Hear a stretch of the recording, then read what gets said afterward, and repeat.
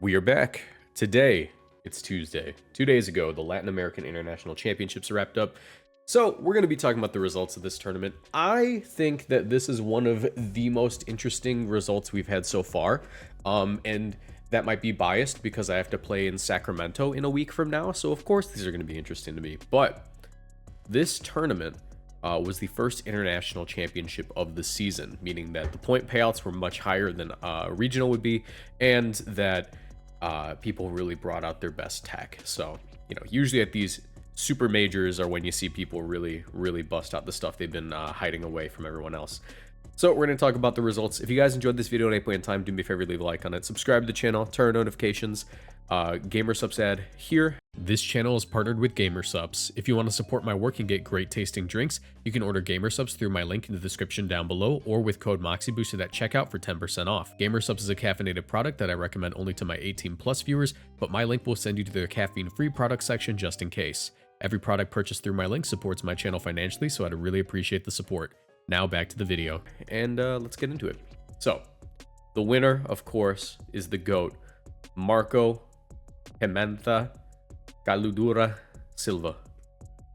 Yeah, I don't know. When I read that, I want to read it like a UFC announcer. You know what I mean? Like Marco. Or anyways, so this is actually an archetype that we've seen before. As a matter of fact, I think the first time we saw it was actually at Knoxville. Not Knoxville. I always say Knoxville when I think about tournaments, like in the Midwest, South area of the United States.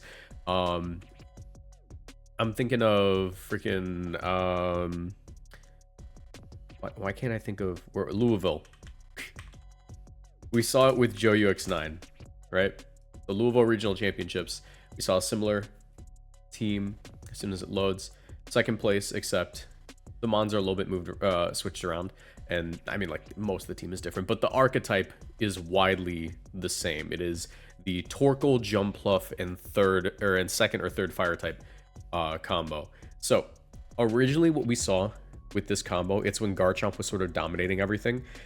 It was Life Orb Garchomp with Jumpluff next to it, Covert Cloak, Leaf Storm, Sleep Powder, Encore Tailwind. We had a Jetpack Torkoal because a Jetpack Torkoal allows for you to lead off with it. If you get intimidated, you immediately get switched out.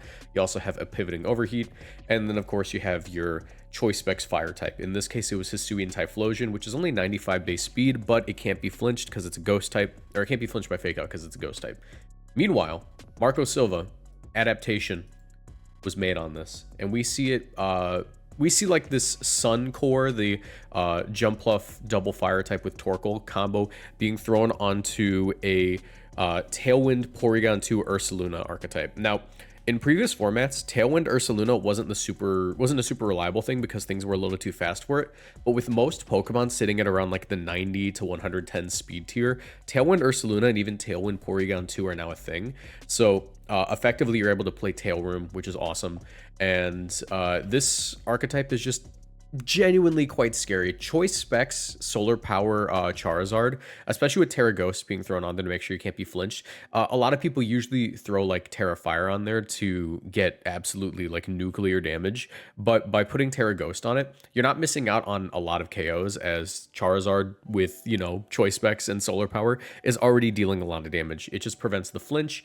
It makes it so you're able to sort of play it like that Hisuian Typhlosion was in Louisville Regionals, but instead of getting outsped by base 100s, you're going to be the base 100 yourself, and you're going to be able to pick up a lot of KOs that you would otherwise be outsped by, even under Tailwind, because there's a lot of Pokemon in this format where it's just like, okay, yeah, Tailwind's up, you outspeed the Scarf Pokemon, you outspeed like the base 100s. It's scary. So I just want to show you like the pure power of Charizard though. Charizard is frankly ridiculous. This is Timid Charizard in the sun. Let's throw we'll go with like Incineroar. Like Incineroar is like a super bulky Pokemon that actually resists the hit. We're not going to go with the max speed Incineroar. We're going to go with like Citrus Berry Incineroar. So this Charizard was running Overheat and Weather Ball. Weather Ball is also an awesome move on that Pokemon because you're just able to adapt with whatever weather happens to be on the field. You can see that Overheat does 62 to 73% to Incineroar with a boosting special defense nature. Now, bear in mind, this is a resisted hit. If you were, let's say, and Assault Vest Archaludon. Overheat KOs, Heat Wave comes close to KOing, and of course Weather Ball. Single target Weather Ball, 95 to 113, you're KOing that thing. So the amount of damage this Pokemon's able to put out is ridiculous. Ursaluna, Trick Room Guts, Ursaluna, that it's not taking the Heat Wave super well. Also, that's Life Orb. My bad. We're using the wrong item. Choice specs. Heat Wave Ursaluna is dropping. Let's go back to that Incineroar. Tier bulky citrus. Yeah, the overheat's doing 72 to 85. My bad. I was underestimating the damage this Charizard was capable of. And that's before Terra Fire. I mean, like, obviously this one was Terra Ghost, but alternative teams will run Terra Fire for that extra damage, in which case you are one-shotting the Incineroar, which is terrifying. But another cool adaptation for this team is where Joe ran Leaf Storm, Sleep Powder, Encore, Tailwind.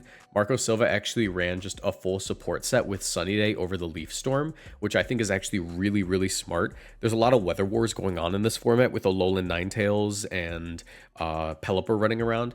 And if you look at like your speed tiers, you can actually see here that between Jumpluff and Ninetales, Jumpluff is actually 1 point faster. So like, let's say, I don't know if he was timid max speed, but let's say he was timid max speed, he'd be outspeeding the Ninetales and he'd be able to set up a Sunny Day, allowing for his Jumpluff to possibly dodge the Blizzard, but also if it was Terra, it wouldn't matter. But resetting the Sun and allowing for it to, or allowing for that Charizard to get the KO. But even more importantly, into the Archaludon and Pelipper matchup, he's gonna be able to reset that Sun reliably and one-shot the Archaludon and get major damage on the Pelipper because, like I said, this move into any Pokemon, even resisted targets, is absurd. Pelipper, who doesn't have the best special defense stat ever, if the Sun is active, that Overheat is just going to straight up... Oh, that's Terrestrial. That Overheat is just going to straight up one-shot it, despite the resist, and Heat Wave is going to come close to one-shotting it a lot of the time. So, and even one-shot it on occasion. So, yeah, Charizard, the damage it's able to put out is ridiculous right now.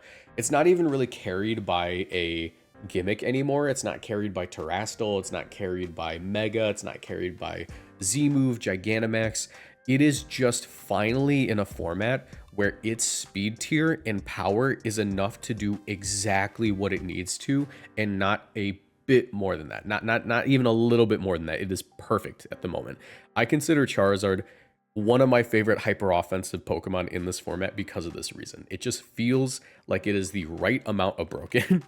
So Charizard, not broken because it's Charizard, you know what I mean? Like, you're gonna get chunked by Sucker Punch because your defense stat isn't amazing. You're gonna get obliterated by Rock Slide. The team does not like facing sand because AV Tyranitar beats this, but you know, reset Sun with this guy. So there's a lot of options here. Also, Terra Fighting Porygon 2 is really cool.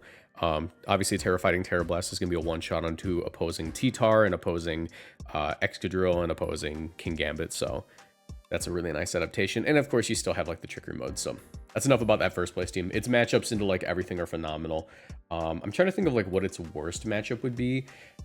And I think its worst matchup is probably just like a stray Safety Goggles and a Pokemon you don't anticipate. Like, if I had to choose a Pokemon to bring into this matchup that I probably would have on a team, it would be like, I don't know, Safety Goggles, Multiscale, Dragonite might be a little bit difficult for Charizard because you're not going to one-shot it because it resists and has the Multiscale on top of it.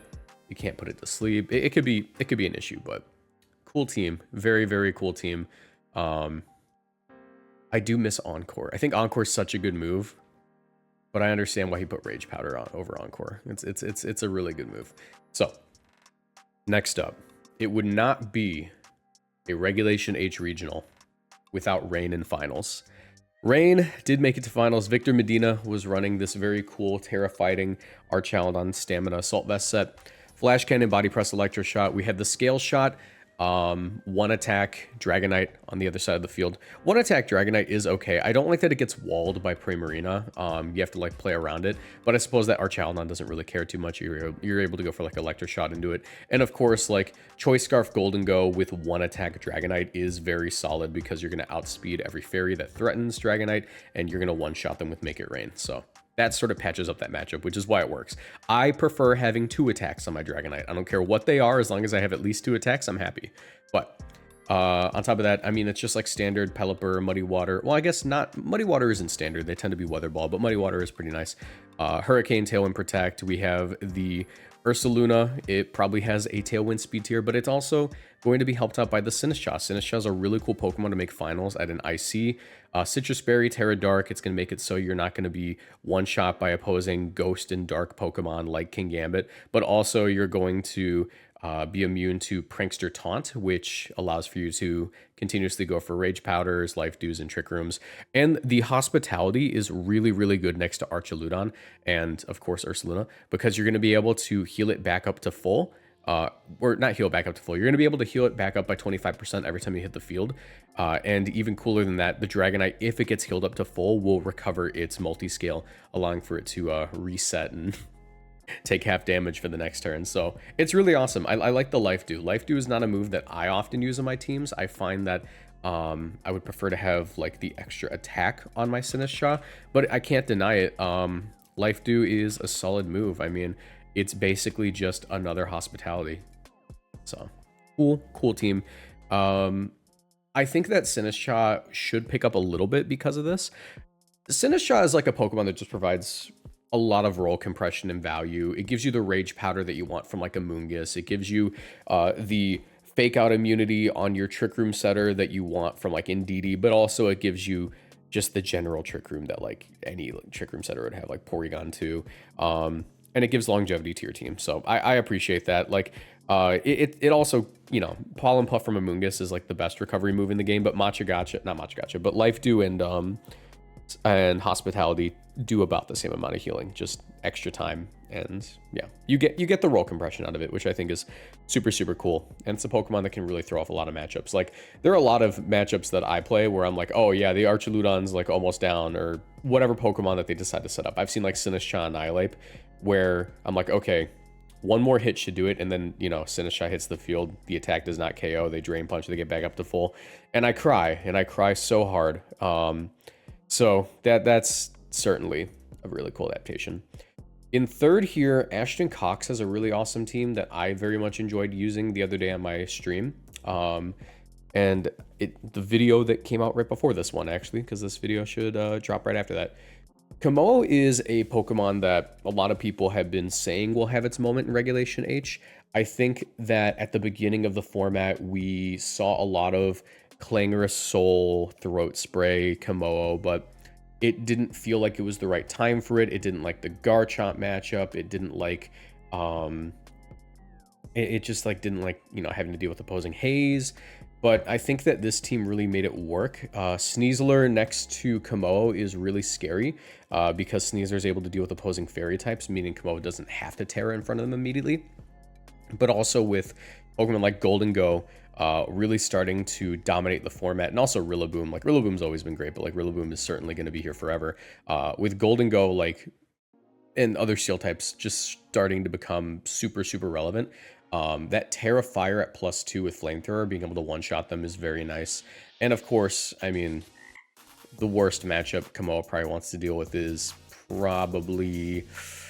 I mean, like, it's any fairy type, but I would argue that Komodo really doesn't enjoy the Dondozo matchup just because it's really easy for Dondozo to ignore those boosts and go for, you know, Order Up into it or Wave Crash since they're Terra Fire. So having like your own unaware Dondozo on this team is really awesome. I like Terra Flying because Terra Flying, you can tell, is literally just there to, one, not get one shot by Rillaboom, but also make it so you never really lose the Dondozo 1v1 when they're using Solo Dozo, because Solo Dozo is very solid right now. Unaware with Leftovers, Wave Crash, Yawn Fissure. That set is, you know, tried and true. It is a reliable set that allows for you to patch up matchups into a lot of Pokemon. And it's like, this Dondozo is its own Dondozo matchup because you're able to yawn the opposing Dondozo and spam Fissure into it. Even if you're like in a losing situation, opposing Dondozo won't easily break your Dondozo because you're ignoring each other's boosts. That's like the whole point of the Fissure. Also, if you really need to, you have like a all or nothing that Archaludon is at +6. I'm never going to break it with my team. Let's just go for the Fissure move. You have that option. So it's a cool team. I like double fake out Sneasler and Rillaboom. We've seen less and less fake out Sneasler recently with them opting to run coaching to help out partner Dragonites and like other just, you know, partner dragon Pokemon in general, or any setup Pokemon like King Gambit. So, you know, for that reason, fake outs sort of fallen off. Also, Throat Chop for dealing with opposing Golden Go has made it fall off, but fake out on this feels right. being able to have 2 Pokemon that allow for Komoa to set up is always going to be really, really awesome. And also just having like Rillaboom in the back with, you know, having a second fake out. Let's say you're facing Psy Spam. You can like immediately switch in the Rillaboom, get rid of the Psychic Terrain, fake out the Psychic, fake out like the Psychic user, and then just pivot around it. So it's really cool. I think that this is a very well constructed team. And also Terra Fairy Choice Specs Golden Go is such an FU to like, you know, Dragapult and Scale Shot Dragonite. It is a really funny Pokemon, so I appreciate that quite a bit. As for other things we saw do well, I mean, like we see Renzo Navarro at 4th with the coaching Baxcalibur stuff. Like we've seen this sort of archetype before, except the Basculegion was a Dondozo in the previous version. I think that Basculegion makes sense though. I don't think this team really worries too much about the Dondozo matchup, especially considering, you know, you can just like, you know, in them with Rillaboom and Sneasler and Volcarona. There's a lot of like pin situations with that where they can't really tear out of their weakness and still deal with the thing in the back. So I think that Choice Scarf Basculegion makes sense there. Basculegion's kind of a messed up Pokemon. It's a little bit evil. Other things that we see, I mean, like general metagame trends. One of the coolest things that I think came from this tournament was the solidification of Arcanine being a real Pokemon again. We see Arcanine in 15th from Justin Tang, and it makes sense. So I was considering Arcanine a little while back. I've always considered Arcanine in like every format where I'm like, do I want to run base Arcanine? Is it worth it? Nah, I'm just gonna run like, you know, the Hisuian Arcanine if I want to run that sort of Pokemon. But base Arcanine is actually in a really, really cool situation at the moment. Mirror Herb Intimidate is a really awesome call. You're able to copy the opposing King Gambit, and then like the King Gambit has +1, but you get +2. Now you have Terra Normal Extreme Speed at +2. You have Flare Blitz at +2. Your speed tier is high enough where you can Will-O-Wisp opposing Dragonite before they can get their scale shot up. It's really cool. This is like a very, very innovative Arcanine set. It's sort of like Tauros, but Arcanine Terra Normal Extreme Speed at +2 is terrifying to think about. I really hate having to think about facing that, but yeah, that's super awesome. Like I said, that speed tier is also incredible, but I think one of the biggest things that Arcanine has going for it right now is the lack of the fighting weakness into opposing Sneasler, because Sneasler is very annoying for Incineroar, because what always ends up happening is like, okay, Incineroar hits the field versus Sneasler, close combat, threatens a 1-shot, and you know, if they're intimidated, you know, a 2-shot, in which case now you have to call, are they going to go for Dire Claw because I'm going to Terra Ghost, and then they Dire Claw, and then you get put to sleep. Arcanine takes a lot of the heavy lifting of your brain out of that equation, because it's literally just like, okay, they're intimidated, I have Flare Blitz, I have Extreme Speed, they will drop. It's fine. And yeah, I also just really enjoy the fact that Arcanine can take advantage of opposing coaching, opposing scale shot. It copies all the benefits of like this setup heavy metagame and puts it onto a Pokemon that frankly is extremely overlooked right now. I mean, like, look at this guy. Look at this guy. That speed tier, that 95 speed tier as opposed to Hisuian Arcanine with the 90 speed tier. Yeah, you're not as bulky and you don't hit as hard, but oh my god, 110 speed, this sort of bulk 90, 80, 80 is fine. You just lose 5 HP, but yeah, it's such a solid Pokemon, and I think that like the existence of all these like great fire types has led to Arcanine falling by the wayside when, man, sometimes it really is just as simple as mirror herbing your Intimidate Mon, like we saw back in Regulation A. Sometimes it's just that simple, and you know, Justin Tang kind of proved that here. I really like that team. The rest of what we see is pretty bog standard for the format. I do remember seeing a couple of really cool standouts. Like there was a Gliscor at 46th. I want to take a look at that. I'm pretty sure it's the Poison Heal set. I thought it was going to be the Hypercutter set that we saw from a little while back. But Toxic Orb, that's like, yeah, this is just like a straight up Sneasler answer. Toxic Orb with Poison Heal, you're never going to be able to get status by Sneasler because you're poisoned yourself. Swords Dance, Dual Wing Beat is a one-shot. Well, I'm pretty sure Dual Wing Beat is just a one-shot to Sneasler regardless because it's super effective and bypasses the sash. You have high horsepower, you have Swords Dance. It's kind of interesting putting it on a rain team. I'm trying to figure out what that really helps you with. Archaldon doesn't want to have to deal with opposing fighting types, so yeah, I guess having Gliscor on there is really solid. And Terra Water is a good defensive type for it. Gliscor is really annoying defensively.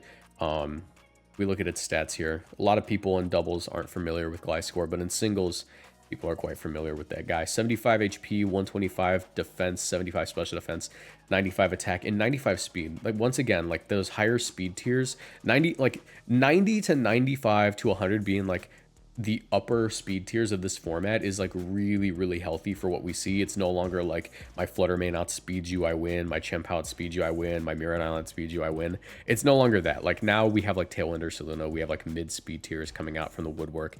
I really like that about this format. And of course, we can't forget about Stefan Mott, good friend of the channel. Love this guy.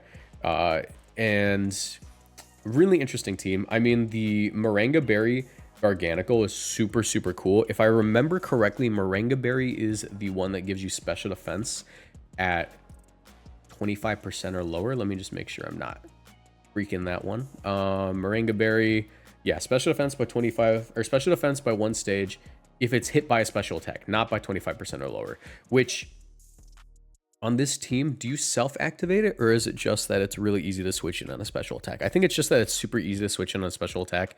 Stealth Rock and Salt Cure is also diabolical, because if you set up the Stealth Rock and you Salt Cure something, they're going to be taking chip damage, and then what happens? Oh, they want to switch out, and then they, you know, switch out, something comes in, it takes chip damage, and then, you know, you Salt Cure, it takes chip damage, and then they come in, and then they get Salt Cured, and then they get yawned, and now they want to switch out, and then they take chip damage. That makes sense. That's terrifying. And I mean, Choice Scarf Golden Go is of course very solid. Fake Out, Drain Punch, Knockoff, Flare Blitz, Incineroar is interesting. I guess the Drain Punch is just there to make sure that you don't lose, or make sure you can do something against like Terra Fire or Terra Dark King Gambit. It just makes it like reliable. And having no pivoting move is interesting. I would personally run U-turn over Drain Punch, but I'm assuming there's something there that I'm not thinking of. Yeah, no, this is a really interesting team. And coaching.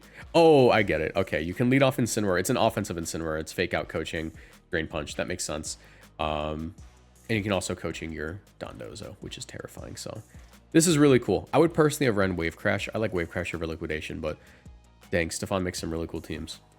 But yeah, as for general metagame trends, you can see that the top duos in the format are going to be your Sneasler Rillaboom, your Rillaboom King Gambit, your Sneasler King Gambit, and of course your Archrain and your Sneasler Scale Shock guy. As far as quartets go, the most popular quartet was the Sneasler King Gambit, Rillaboom, Volcarona, and yeah, I mean, like, we know that. And the top 6 is of course going to be Sneasler, Rillaboom, Volcarona, balance setup stuff. Followed immediately by Rain, followed immediately by Dragapult Balance. So very interesting. Focus Sash is the highest usage in this tournament. Assault Vest is obviously quite useful, especially with Charizard winning the whole thing. It's going to be even better. And Terra Ghost remains on top for the highest used. Terra Fire being second is kind of interesting. I guess it makes sense. I mean, like, there's a lot of Rillaboom, and a lot of Rillaboom like to be Terra Fire. So yeah, but Ghost is the most useful utility Terra. You're just blocking Extreme Speed, you're blocking Fake Out. And Grass being so low is interesting, because Grass being low would correlate with a lack of Sleep Powder and Spore in the format being like super, super relevant. Fairy beating Grass is super interesting for this, because I don't think that's been the case for a while. Fairy obviously is going to be really useful into Scale Shot spam, so yeah. Anyways, that's my thoughts on this tournament. I think it was really cool. I think this is a very nice set of data to have going into Sacramento Regionals. I'll be taking it, considering it, changing nothing about my team, and then day 2ing and not going any further than that. So if you guys enjoy this at any point in time, you know, be sure to leave a like, subscribe, turn notifications, and I'll see you in the next one. Make sure you comment down below what you think about these results. Bye.